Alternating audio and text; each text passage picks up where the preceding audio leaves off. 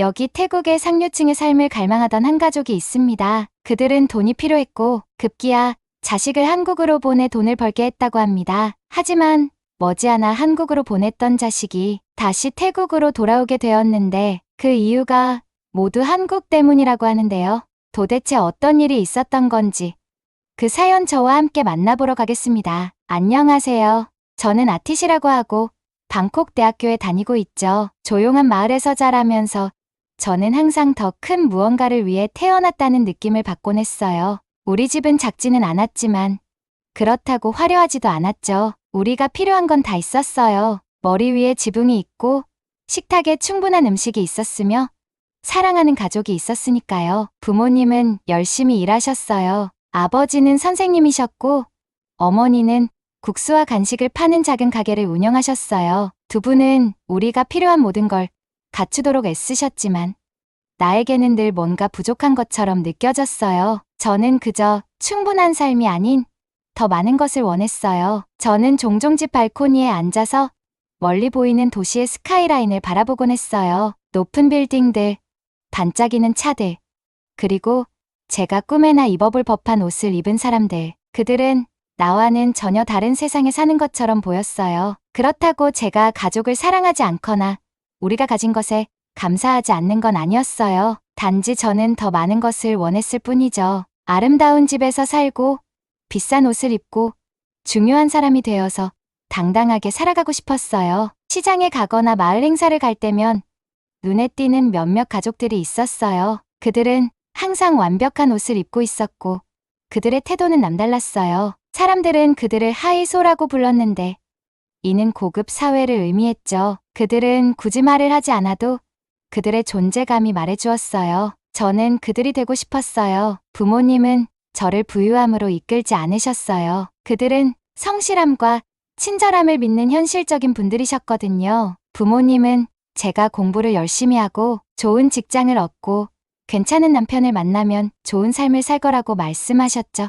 하지만 단순히 좋은 것만으로는 제게 충분하지 않았어요. 저는 최고를 원했거든요. 어느 날 국수 가게에서 앉아 손님들이 오가는 모습을 보고 있었던 기억이 나요. 어머니는 바쁘게 국수를 서빙하고 계셨고 저는 무심코 부자와 유명인들의 화려한 삶을 보여주는 잡지를 뒤적거리고 있었어요. 한 페이지에는 검은 드레스를 입고 럭셔리 자동차에서 우아하게 내리는 여성이 있었죠. 그녀는 너무나도 우아하고 강력해 보였죠. 저는 그녀처럼 되고 싶었어요. 하지만 내 현실은 그와는 너무나도 달랐어요. 부모님은 제가 부유해지길 바라신 적은 없지만 마음속 깊이 저는 부자와 결혼하는 것이 제가 살던 삶에서 벗어나는 가장 쉬운 방법이라고 생각했어요. 만약 제가 잘만 행동하면 나에게 원하는 삶을 만들어 줄 수 있는 남편을 만날 수 있을 거라고 생각했죠. 하지만 먼저 저는 그 세상에 어울리는 여자가 되어야 했어요. 그때부터 저는 공부에 더 신경을 쓰기 시작했죠. 부모님은 저를 위해 사교육비를 감당하시느라 힘드셨지만 저는 그만큼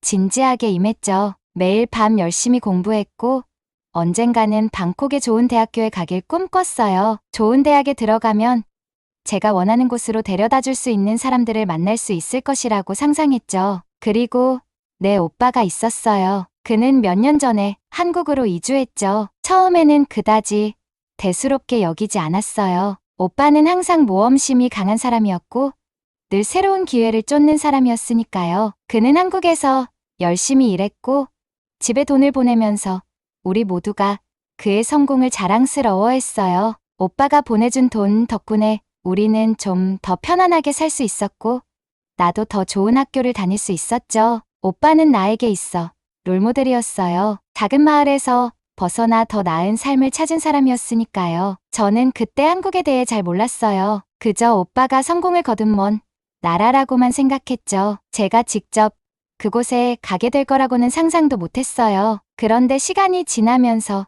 상황이 달라졌어요. 뉴스에서는 한국에 불법으로 일하는 태국 노동자들이 늘어나고 있다는 소식과 함께 한국 정부가 이민법을 강화하고 있다는 이야기가 나오기 시작했죠.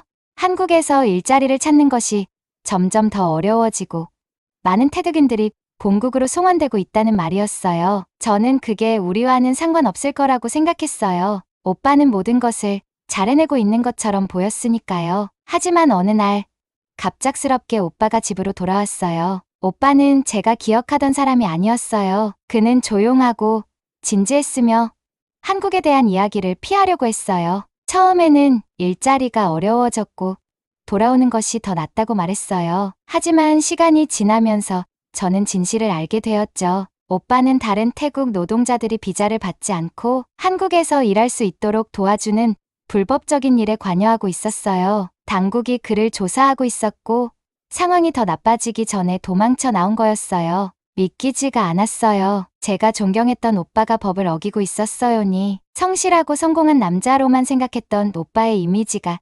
산산조각났죠. 저는 화가 났어요. 오빠에게도 그리고 나 자신에게도 제가 어떻게 그렇게 눈이 멀었을 수 있을까? 하는 생각이 들었죠. 어느 저녁 저는 오빠에게 맞섰어요. 오빠가 모든 것을 망쳐놓았고 그의 행동이 우리 가족을 부끄럽게 만들었어요고 말했어요. 아마 해서는 안 될 말들을 했을 거예요. 오빠는 제가 한국에서의 삶이 어떤지 전혀 모른다고 답했죠. 한국 사람들은 다르다면서요. 그들은 규율이 엄격하고 성실하며 집중력이 뛰어나다고 했어요. 나도 그들에게 배울 점이 많을 거라고 말했죠. 그 말들이 가슴에 와닿았지만 동시에 저를 깊이 생각하게 만들었어요. 혹시 오빠가 맞을 수도 있겠다는 생각이 들었어요. 제가 꿈꾸던 삶이 부자와 결혼하거나 비싼 옷을 입는 게 다가 아닐 수도 있겠다는 생각이요. 어쩌면 제가 그 삶을 가질 자격이 있는 사람이 되어야 하는 것일 수도 있겠다는 생각이 들었어요. 그날 밤 침대에 누워 오빠가 한 말이 떠나질 않았어요. 어쩌면 문제는 한국이 아니라 나 자신일 수도 있겠다는 생각이 들었죠. 내가 세상을 보는 방식을 바꿔야 하는 건 아닐까? 내가 원하는 삶은 어디에 있는 게 아니라 내 안에 있고 내가 그것을 깨워야 하는 건 아닐까? 제 인생에서 처음으로 제 꿈을 이루는 길이 제가 생각했던 것처럼 단순하지 않을지도 모른다는 생각을 하기 시작했어요. 더 열심히 일하고 스스로를 더 밀어붙이고 다른 사람이 되어야 할지도 모른다는 생각이요. 그 생각은 저를 두렵게 했지만 동시에 흥분되기도 했어요. 그때 결심했어요. 저는 변할 거예요. 누군가에게 의존하지 않고 제가 스스로 필요한 사람이 되어 내 꿈을 이룰 거예요. 앞으로의 길은 불확실해 보였지만 한 가지는 확실했어요. 더 이상 충분한 삶에 만족하지 않을 거라는 것. 저는 제가 꿈꾸는 삶을 쫓을 거예요. 어디로 가든 말이죠. 제 오빠 키티삭 우리 가족의 자랑이어요. 항상 우리 중에서 가장 먼저 큰 세상을 향해 나아갔던 사람이었죠. 저는 그를 정말 존경했어요. 그는 우리와는 다르게 조용한 우리 마을을 떠나 더 큰 무언가를 향해 갔으니까요. 특히 그가 한국이라는 우리가 잘은 알지 못하는 나라로 떠난 것은 정말 대단하게 느껴졌어요. 그는 매달 집으로 돈을 보냈고 그 덕분에 부모님은 집을 수리할 수 있었고 제 학비도 낼 수 있었으며 생활도 한결 나아질 수 있었어요. 그 덕분에 저도 더 나은 삶을 꿈꾸게 되었어요. 하지만 어느 날 저녁 키티삭이 갑자기 집에 돌아왔을 때부터 뭔가 달라지기 시작했어요. 저는 그날 밤 집 앞에 내린 오빠를 보고 큰 충격을 받았어요. 그는 정말 피곤해 보였거든요. 며칠 동안 잠을 자지 못한 사람처럼 말이죠. 옷은 구겨져 있었고 얼굴은 수염도 깎지 않은 채였으며 평소 자신감 넘치던 그의 미소는 사라져 있었어요. 저는 오랜만에 오빠를 만나 너무 기뻐서 달려가 안겼지만 그는 예전처럼 저를 안아주지 않았어요. 순간 마치 낯선 사람처럼 느껴졌어요. 왜 집에 온다고 말 안 했어? 엄마가 놀라움과 걱정이 뒤섞인 목소리로 물으셨어요. 키티삭은 그냥 어깨를 으쓱하며 잠깐 쉬고 싶었어요고만 말했어요. 더 이상의 설명은 없었고 처음으로 부모님과 눈을 마주치지 않았어요. 그 순간 저는 뭔가 이상하다는 걸 느꼈지만 정확히 뭔지 알 수 없었어요. 그 이후로 며칠 동안 오빠는 방에만 있었어요. 거의 말을 하지 않았고 말할 때도 짧게 대답할 뿐이었죠. 한국에서 일을 하며 새로운 것들을 배우고 우리에게 이야기하던 그 오빠는 온데간데 없었어요. 그는 마치 무언가 무거운 짐을 혼자 짊어지고 있는 것처럼 보였어요. 더 이상 참을 수가 없었어요. 어느 저녁 저는 오빠의 방 문을 두드렸어요. 들어가 보니 그는 바닥에 앉아 아무것도 보지 않고 멍하니 있었어요. 그의 여행 가방은 여전히 반쯤 풀려 있었고 옷들이 방에 흩어져 있었어요. 마치 완전히 돌아오지 않은 것 같았어요. 키티삭, 무슨 일이야? 저는 그의 옆에 앉으며 물었어요. 너답지 않아. 집에 돌아온 후로 계속 이상하게 굴잖아. 오빠는 깊고 피곤한 한숨을 내쉬었어요. 마치 그가 혼자 감당하기엔 너무 큰 무게를 지고 있는 듯한 한숨이었어요. 복잡해. 아핏. 너는 이해 못할 거야. 저는 눈살을 찌푸렸어요. 나한테 말해봐. 나 항상 오빠를 존경했어. 오빠가 한국에서 잘 지내고 있다고 믿었고 우리 모두가 오빠를 자랑스러워했잖아. 그 순간 그의 얼굴이 굳어지더니 저는 그에게서 한 번도 본 적 없는 죄책감 같은 것을 느꼈어요. 그는 얼굴을 손으로 문지르더니 결국 진실을 털어놓았어요.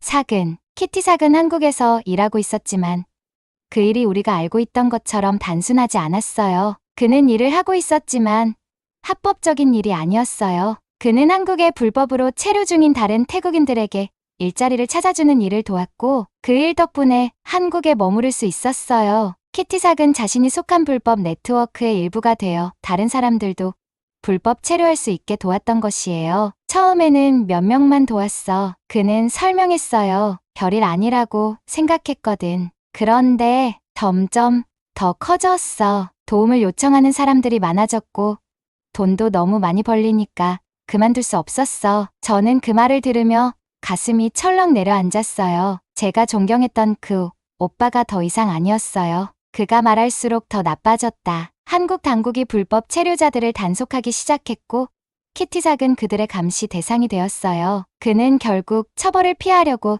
태국으로 도망친 것이었어요. 제가 알던 키티삭이 아니었어요. 그는 법을 어겼고 우리 모두에게 거짓말을 해왔어요. 어떻게 그럴 수 있어? 저는 떨리는 목소리로 물었어요. 우리가 오빠를 믿었잖아. 한국에서 잘 지내고 있다고 믿었는데 오빠는 저를 바라보지 않았어요. 거짓말하려던 건 아니었어. 아핏.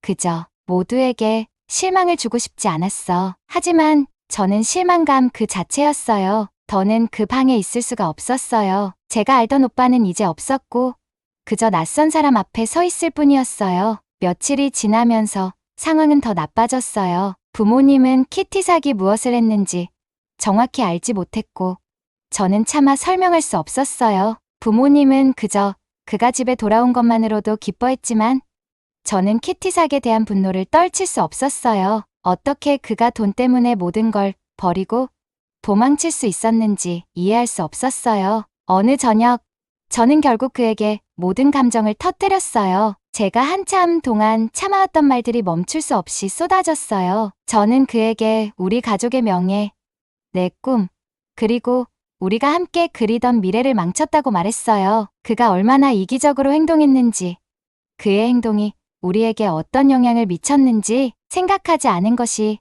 너무 화가 났어요. 키티삭은 처음에는 아무 말도 하지 않았어요. 그러다 마침내 그가 저를 바라보며 얼굴을 찡그리더니 불만 섞인 목소리로 말했어요. 그게 쉬운 줄 알아? 한국에서의 삶이 어떤지 내가 알기나 해? 그곳 사람들은 정말 열심히 일하고 규칙을 지키며 변명하지 않아. 거기 여자들은 야망이 있고 강하고 철저하게 훈련되어 있어. 너도 그들한테서 배울 게 많아. 그 말은 내게 큰 충격이었어요. 저는 그 자리에 서서 한동안 아무 말도 하지 못했어요. 오빠는 계속해서 한국과 태국이 얼마나 다른지, 한국 사람들은 열심히 일하고 규율을 중요하게 여긴다고 말했어요. 그 말이 듣기 싫었지만 계속해서 그가 한 말이 내 머릿속에서 떠나지 않았어요. 어쩌면 오빠가 맞을지도 모른다는 생각이 들었어요. 문제는 한국이 아니라 나 자신일지도 모른다는 생각이었어요. 저는 지금껏 부유한 삶만을 꿈꾸며 쉽게 살 방법만을 찾아왔고 그 삶을 얻기 위해 어떤 노력이 필요한지 생각해보지 않았어요. 그날 밤 저는 누워서 잠을 이룰 수 없었어요. 오빠와의 대화가 머릿속에서 계속 맴돌았고 그의 목소리가 반복해서 들렸어요. 저는 정말 한국에서 만난 사람들과 많이 다른 걸까? 제가 변할 수 있을까? 그 순간 저는 큰 깨달음을 얻었어요. 제가 오빠를 비판했던 것처럼 저도 완벽하지 않았어요. 저는 꿈을 쫓고 있었지만 그 꿈을 이루기 위해 필요한 노력을 생각하지 않았어요. 저는 단지 쉬운 길만 찾고 있었을 뿐이었어요. 그날 밤 저는 중요한 결심을 했대. 제가 꿈꾸는 삶은 단순히 화려하게 사는 것이 아니라 그 삶을 이룰 자격을 갖춘 사람이 되는 것이었어요. 그 목표를 이루기 위해 저는 다른 사람에게 의지하지 않고 스스로 서야 했어요. 강하고 훈련받고 야망을 가진 사람이 되어야 했죠. 그리고 그 순간부터 모든 것이 달라지기 시작했어요. 며칠 동안 키티 사기 한 말이 계속 머릿속에서 떠나질 않았어요. 처음엔 화가 났지만 이제는 그 말이 저를 반성하게 만들었어요. 사실 저는 지금까지 하이소회에서 세계에 들어가는 것만 꿈꾸면서 그저 옳은 사람을 만나거나 운이 좋아야 한다고 믿고 있었어요. 그런데 이제 와서 제가 그동안 잘못 생각해왔던 게 아닐까 하는 생각이 들기 시작했어요. 인터넷에서 몇 시간 동안 한국에 대해 더 많은 정보를 찾아보고 기사도 읽고 영상도 봤어요. 한국이 전쟁으로 황폐해진 나라에서 세계에서 가장 성공한 나라 중 하나로 성장했어요는 이야기들이 저를 매료시켰어요. 그걸 한강의 기적이라고 부르더라고요. 다큐멘터리도 봤는데 그 나라가 가난해서 번영으로 얼마나 빨리 변했는지 보여줬어요. 서울의 거리는 반짝이는 현대식 건물들로 가득했고 하이테크 시스템과 질서, 정연한 분위기가 저희 작은 마을과는 상상도 할 수 없을 만큼 달랐어요. 한국 학생들의 사진도 봤어요. 저와 비슷한 나이지만 너무 달라 보였죠? 그들은 정말 열심히 공부하고 늦게까지 책을 놓지 않으며 목표를 이루기 위해 스스로를 몰아붙였어요. 그들은 단순히 인생이 자기들에게 뭔가를 주기만 기다리지 않고 스스로 기회를 만들더라고요. 그 모습이 정말 감동적이었지만 동시에 제가 그들처럼 규율 있게 살지 못하고 있다는 걸 깨닫게 해줬어요. 더 많은 자료를 읽고 볼수록 제가 세상에 대해 얼마나 모르는지 실감하게 됐어요. 저는 작은 꿈에만 매달려 있었고 그것을 이루기 위해 어떤 노력이 필요한지 한 번도 생각해 본 적이 없었어요. 쉬운 삶을 원했지만 이제는 그런 건 없다는 걸 알게 됐죠. 모든 걸 가진 것처럼 보이는 하이소 가문, 부유한 관광객들, 심지어 오빠가 말했던 한국 사람들은 그 자리에 운이 좋아서 간 게 아니었어요. 그들은 그 자리를 위해 노력했고 그 자리를 스스로 쟁취했어요. 생각할수록 부끄러웠어요. 그동안 저는 고급스러운 삶을 꿈꾸면서도 그것을 얻기 위해 무엇을 해야 하는지 전혀 생각하지 않았던 거예요. 지름길만 찾았지만 인생은 그렇게 돌아가지 않더라고요. 제가 성공하고 싶고 편안하고 존경받는 삶을 살고 싶다면 저는 그런 삶을 누릴 자격이 있는 사람이 되어야 한다는 걸 깨달았어요. 그때 처음으로 머릿속에 떠오른 생각이 있었어요. 한국에 가볼까? 단순히 관광객으로 가거나 쉬운 일자리를 찾으려는 게 아니라 배움을 위해서요. 성장하고 제가 한 번도 도전해보지 못한 방식으로 나 자신을 시험해보는 거죠. 처음엔 불가능해 보였어요. 작은 마을에서 자란 제가 어떻게 한국이라는 잘 알지도 못하는 나라로 갈 수 있겠어요? 언어도 못하는데 말이에요. 하지만 생각할수록 그 생각이 점점 커져서 무시할 수 없는 무언가가 되었어요. 먼저 한국에서 공부할 수 있는 프로그램들을 찾아봤어요. 다른 나라 학생들을 위한 장학금이나 워크스투디 같은 기회들이 있었어요. 많은 프로그램들이 한국어 수업을 제공하고 공부하면서 돈을 벌 수 있게 해주더라고요. 쉽지 않을 거라는 걸 알았지만 이번엔 쉬운 길을 찾지 않았어요. 진짜를 찾고 있었죠?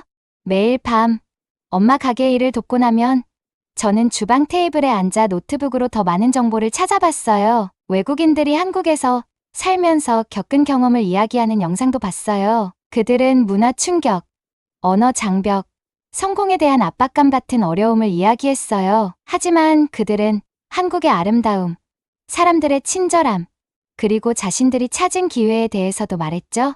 어느 날 밤, 서울에서 하는 워크스투디 프로그램에 관한 영상을 우연히 발견했어요. 그 프로그램은 한국 문화를 깊이 체험하면서 학교를 다니는 동안 돈을 벌 수 있는 기회를 제공하는 국제 학생들을 위한 프로그램이었어요. 한국어도 배우고 파트타임으로 일하면서 경영이나 기술 수업도 들을 수 있는 프로그램이었어요. 영상을 보면서 제 심장은 두근거렸어요. 제가 찾던 바로 그거였거든요. 그 자리에서 지원서를 작성했어요. 제가 합격할지 알 수 없었지만 그건 중요하지 않았어요. 지원서에는 학업 이력과 목표, 그리고 왜 한국에서 공부하고 싶은지 물어봤어요. 처음으로 제 꿈에 대해 솔직하게 적었어요. 부유한 삶을 살고 싶다거나 돈 많은 사람과 결혼하고 싶다는 말은 하지 않았어요. 대신 나 자신에게 도전하고 새로운 문화를 배우고 스스로 서 있을 수 있는 사람이 되고 싶다고 썼어요. 며칠이 지나고 몇 주가 흘렀어요. 답장이 오기를 기다리면서 마음을 달래려고 애썼지만 그 프로그램 생각이 머릿속에서 떠나지 않았어요. 전화가 울릴 때마다 혹시 프로그램에서 온 소식일까 싶어 가슴이 두근거리곤 했어요. 마침내 어느 저녁 이메일이 도착했어요. 손이 떨리면서도 재빨리 내용을 확인했어요. 합격했어요는 말이 적혀 있었어요. 믿을 수 없어서 몇 번이나 읽었어요. 이제 더 이상 꿈이 아니었어요. 현실이 된 거였죠. 부모님께 달려가 이 소식을 전했어요. 그들은 당연히 놀랐지만 자랑스러워 하셨어요. 처음엔 조금 망설이던 엄마도 결국엔 미소를 지으며 저를 믿는다고 말해줬어요. 아빠는 늘 그렇듯 응원해줬지만 그 눈빛 속에 걱정이 담겨 있었어요. 저를 보내는 게 쉽지 않다는 걸 알았지만 이게 나에게 얼마나 중요한 일인지도 이해해 주셨죠. 그 후 며칠은 서류를 준비하고 비자를 신청하고 머무를 곳을 정하는 등 정신없이 흘러갔어요. 저는 한국어 공부를 더 본격적으로 시작했어요. 언어 앱을 사용하고 영상을 보면서 기본적인 단어와 문장을 익혔죠. 어렵긴 했지만 새로운 단어를 배우면서 느끼는 어려움도 이제는 그저 시작에 불과하다는 걸 알았어요. 새로운 세상에 발을 들여놓은 것이고 불안함을 느끼는 게 당연한 거니까요. 출발날이 다가올수록 여러 감정들이 교차했어요. 설렘, 두려움, 그리고 기대감. 저는 한 번도 태국을 떠난 적이 없었고 제가 사는 곳과는 너무나 다른 환경에서 살게 될 거라는 생각에 약간 두려웠지만 동시에 준비가 되어 있다고 느꼈어요. 삶에서 처음으로 저는 누군가가 내 미래를 바꿔주길 기다리는 게 아니라 제 스스로 그 미래를 만들어가고 있었어요. 비행기 타기 전날 아침, 거울 앞에 서서 제 모습을 바라봤어요. 그 거울 속에 비친 사람은 더 이상 부유함과 쉬운 성공을 꿈꾸던 소녀가 아니었어요. 새로운 사람이 되어 있었죠? 더 강한 사람이요. 떨리긴 했지만 그 밑에는 조용한 결심이 자리 잡고 있었어요. 공항에서 부모님은 저를 꼭 안아주셨어요. 엄마는 눈가에 눈물이 맺혔지만 미소 지으며 말했어요. 아핏, 용감해져야 해. 우리는 너를 자랑스럽게 생각해. 저는 고개를 끄덕이며 목에 걸린 감정을 삼켰어요. 비행기에 올라 자리에 앉아 창밖을 바라봤어요. 해가 지면서 풍경에 따스한 빛을 드리웠어요. 마치 앞으로 펼쳐질 여정을 상징하는 것 같았어요. 알 수 없는 것들로 가득하지만 동시에 더 나은 무언가가 기다리고 있는 새로운 시작처럼요. 비행기가 이륙할 때 저는 눈을 감고 숨을 내쉬었어요. 이제 시작이에요. 제 새로운 삶이요. 한국에서 어떤 도전에 부딪히게 될지는 모르겠지만 한 가지는 확실했어요. 저는 준비되어 있었어요. 배우고 성장하고 제가 항상 꿈꿔왔던 삶을. 제가 한국에 가기로 한 결정은 설레면서도 두려운 마음이었어요. 그 생각이 점점 더 깊어질수록 이건 단순한 순간의 생각이 아니라 꼭 해야 하는 일이라는 걸 깨달았어요. 더 이상 도망치지 않고 남의 꿈을 쫓는 것도 아니었어요. 제가 항상 멀리서 존경해왔던 사람이 되기 위해 제가 선택한 결정이었어요. 하지만 그 일이 점점 현실처럼 다가올수록 제가 얼마나 준비가 안 되어 있는지 실감하게 됐어요. 우선 언어 공부부터 시작했어요. 매일 아침 빵집에 가서 엄마를 돕기 전에 침대에 앉아 핸드폰으로 한국어 단어와 문장을 소리내어 반복했어요. 한국어는 어렵더라고요. 태국어와는 완전히 다른데다가 글자들도 처음엔 외우기 어려웠어요. 하지만 매일 연습하다 보니 조금씩 단어들이 머리에 들어왔어요. 아직 유창하진 않았지만 나아지고 있다는 걸 느낄 수 있었어요. 저는 한국 사람들이 가진 그 규율과 목표를 위해 열심히 일하는 모습을 항상 존경했어요. 저도 그렇게 되고 싶었지만 그게 쉽지 않더라고요. 말이 잘 안 나올 때나 제가 전혀 진전이 없는 것처럼 느껴질 때는 좌절스럽기도 했어요. 그만두고 싶을 때도 있었어요. 하지만 그럴 때마다 왜 이걸 하고 있는지 스스로에게 다시 상기시켰어요. 저는 단순히 언어를 배우는 게 아니라 새로운 삶을 준비하고 있었고 제가 변할 수 있다는 걸 스스로에게 증명하려고 했으니까요. 이 계획은 대부분의 사람들에게 비밀로 했어요. 부모님만 알고 계셨고 그들도 조심스러워하면서도 지지해 주셨어요. 엄마는 한국에 대해 이야기할 때마다 걱정스러운 얼굴을 하셨지만 저를 말리시진 않았어요. 제가 이 일을 꼭 해야 한다는 걸 이해하신 것 같았거든요. 비록 완전히 동의하시진 않더라도요. 반면 아버지는 좀 더 현실적이셨어요. 외국에서의 삶이 얼마나 어려울 수 있는지 제가 직면할 도전에 대해 상기시켜 주셨어요. 하지만 속으로는 제가 도전하는 것에 대해 자랑스러워 하신다는 걸 느낄 수 있었어요. 키티삭은 내 결정에 대해 별말이 없었어요. 우리가 말다툼을 한 이후로 대화를 많이 나누지 않았거든요.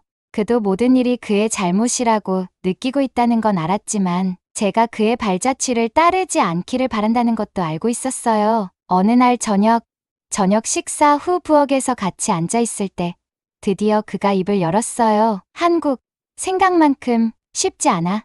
그는 조용하면서도 진지하게 말했어요. 단지 열심히 일하는 것만으로 되는 게 아니야. 지켜야 할 규칙들이 있고 그걸 안 지키면 나처럼 공경에 처할 수 있어. 알아?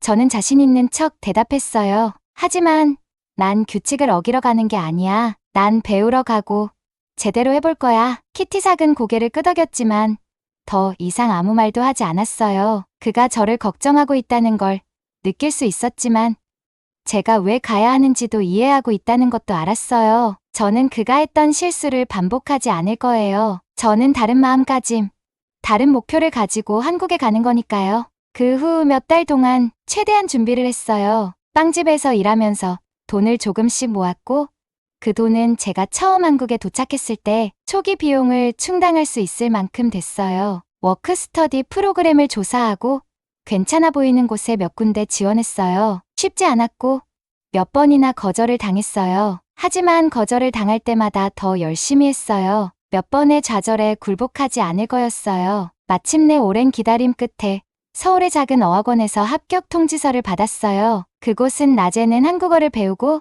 파트타임으로 일하면서 생활비를 벌 수 있는 워크스터디 프로그램을 제공하고 있었어요. 처음 제가 한국에 대해 꿈꿨던 것과는 거리가 있었지만 시작이라는 것만으로도 충분했어요. 부모님께 합격 소식을 전한 날 기쁨과 슬픔이 교차했어요. 엄마는 웃으셨지만 그 눈 속엔 여전히 걱정이 가득했어요. 엄마는 항상 내 가장 큰 지지자였지만 제가 힘들어질까봐 두려워하시는 것도 알았어요. 아버지는 승인하듯 고개를 끄덕이며 다시 한번 규칙을 잘 지키라고 당부하셨어요. 가장 힘든 건 고향과의 이별이었어요. 출발일이 다가올수록 마을을 돌아다니며 익숙한 풍경과 소리들을 마음에 담았어요. 북적이는 시장, 제가 어릴 적 놀던 작은 골목길, 제가 기억하는 한항상 엄마가 일했던 국수 가게 모두 추억이 담긴 곳이었어요. 그리울 거라는 걸 알았지만 새로운 무언가를 향할 준비가 되어 있었어요. 출국날